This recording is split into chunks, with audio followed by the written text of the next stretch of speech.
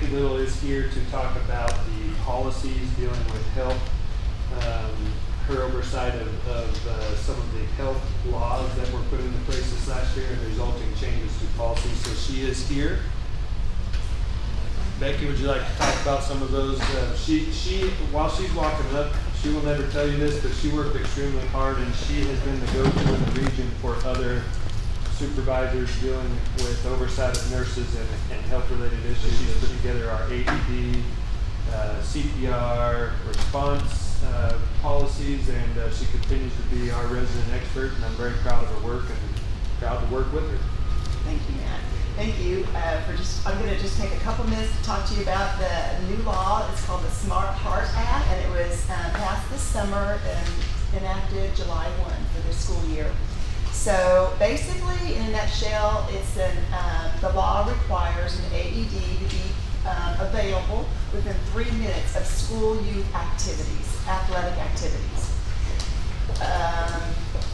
It primarily addresses the high school level, 9 through 12. So that's what we're talking about, is the 2 high schools and their AED usage. So it also gave us a little bit of guidance on updating our cardiac emergency response plan and developing a written athletic emergency action plan. There's a lot of acronyms in this law. I mean, 3 or 4 of them to get them confused.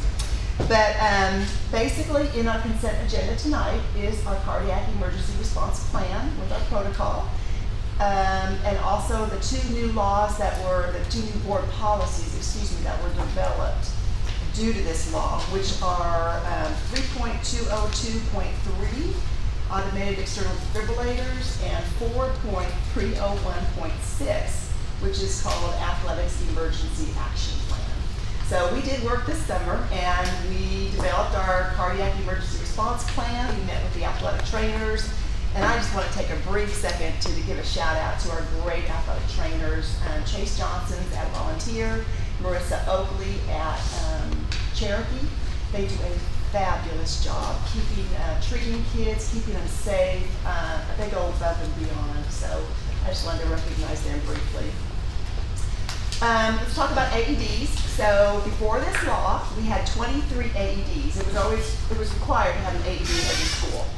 If you look behind you, there's a sign there that says AED. I bet you may not have noticed it, and there's an AED right there in this room. So if somebody would have a sudden cardiac arrest, I'm going to use that AED. Okay, I'm trained. So we had 23 AEDs in our school system. And that included the athletic trainers carrying 1 each. So this summer, we added 14 more AEDs. So what we developed is each of the high schools got 5 more. They're in a hard, weatherproof case. The athletic trainers are responsible for them, and they check them out to each of the sports activities. And we're talking about football, softball, baseball. We're talking about bowling still. Bowling, golf, cross country. So we've developed a plan where the coaches come and they check out the AED.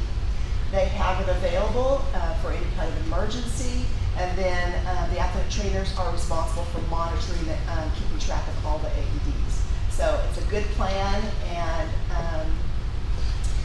I wanted to brag on, again, those 8 athletic trainers.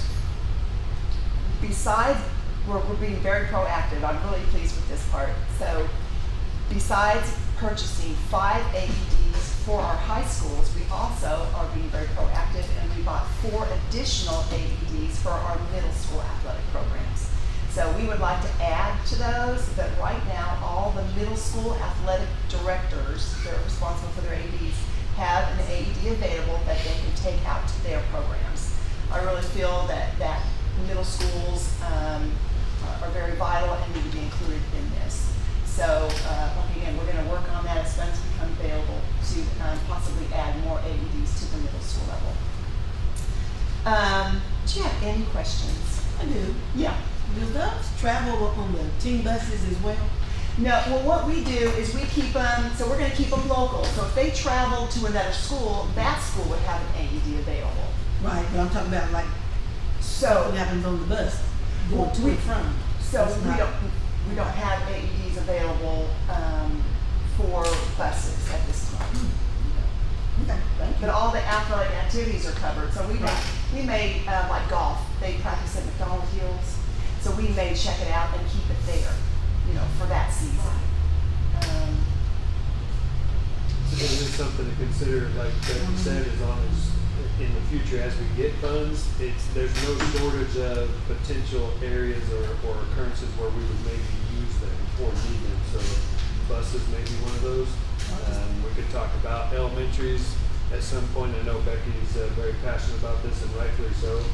They're life-saving devices, and until medical folks get there, they can save lives. So So an AED with a hard case, it's about $1,900.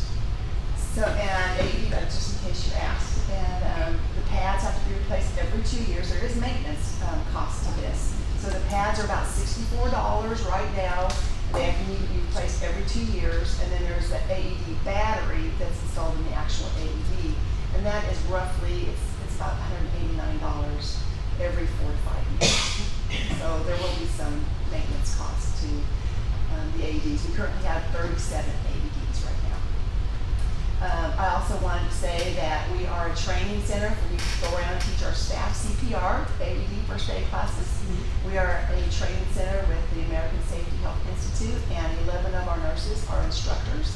And we go around, we taught 58 employees on our system-wide in-service day this couple Mondays ago. We go around after school, we just maintain certification for anyone that wants it. Our expected users, according to the law, need to be CPR certified, and we take care of that in-house, so I'm very proud of that.